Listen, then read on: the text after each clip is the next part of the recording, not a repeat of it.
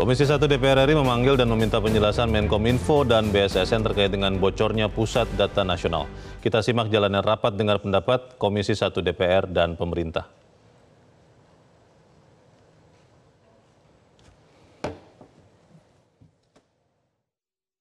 Apakah pelakunya sudah diketahui?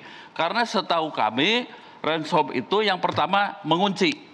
Hanya 2 diperbaiki. Dan kalau diperbaiki menurut data yang ada, sulit ya.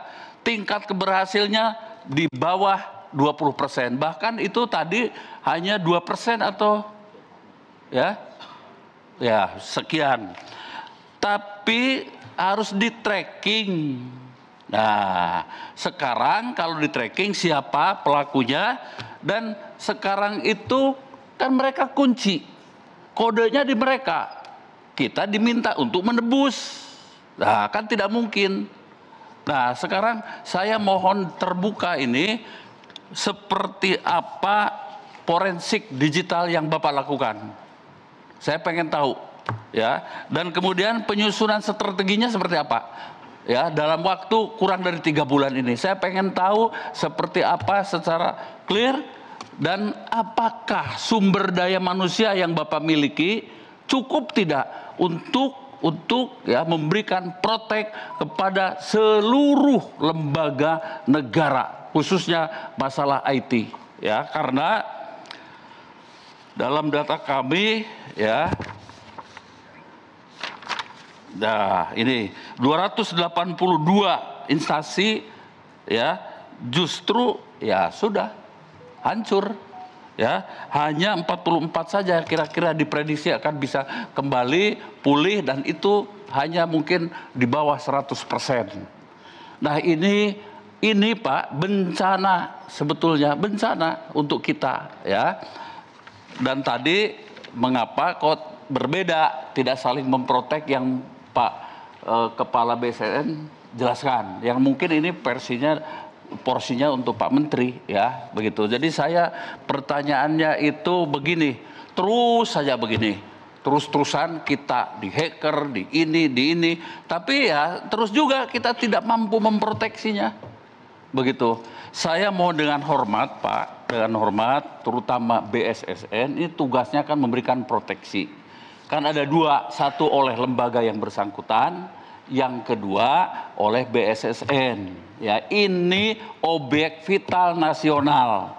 Kalau dulu objek vital nasional itu ada bendungan, lalu sumber tenaga listrik. Sekarang ini informasi, Pak, ya, yang harus kita protek, ya. Kalau sumber daya manusia Bapak tidak cukup, segera direformasi, segera diorganisir, ya, oleh mereka-mereka yang memang memiliki kemampuan dan profesi yang canggih, dan di luar banyak, Pak, ya, di luar banyak.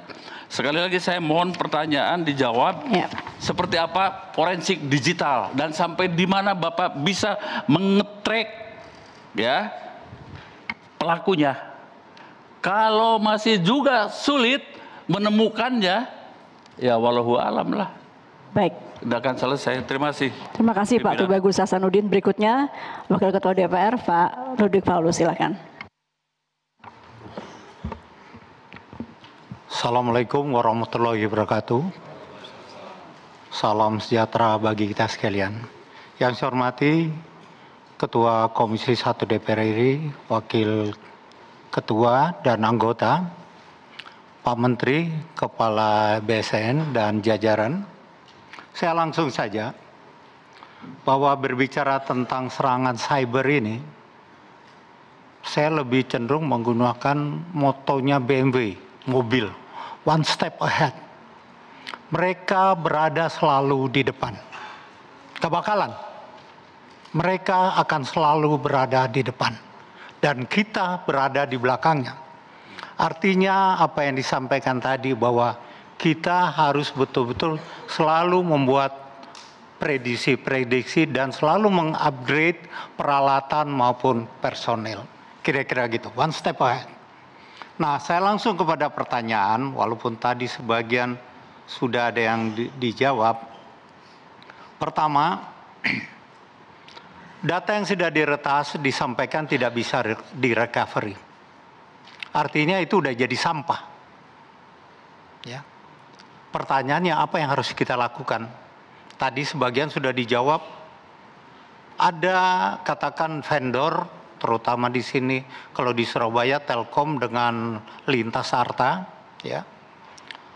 Kembali sejauh mana mereka punya data backup yang tentunya bisa nanti diaktifkan kembali. Walaupun saya tahu itu membutuhkan waktu yang cukup lama dan tidak mudah, ya. Nah, itu yang pertama. Kedua, sejauh mana itu dilakukan? Sejauh mana hubungan kerja terutama yang mengenai data backup antara pusat-pusat data tadi sebenarnya sudah dijawab. Seharusnya Jakarta katakan Serpong yang ada katakan pusat di sini, berarti di backup oleh Bekasi, di backup oleh Batam, ya, nanti di backup oleh Surabaya, termasuk nanti Manggarai nanti. Nah itu, kalau sistem itu belum berjalan, termasuk mungkin nanti Pak Menteri menjelaskan backup secara lokal tidak ada, ya saya pikir kita tidak siap menerima serangan. Ya, itu yang kedua. Ketiga, dikatakan oleh pakar bahwa ada 7.000 kunci yang dimiliki FBI terkait dengan Brainchip ransom, termasuk pengembangan baru dari Lockbit 3.0 ini. Pertanyaan. Jelajahi cara baru mendapatkan informasi. Download Metro TV Extend sekarang.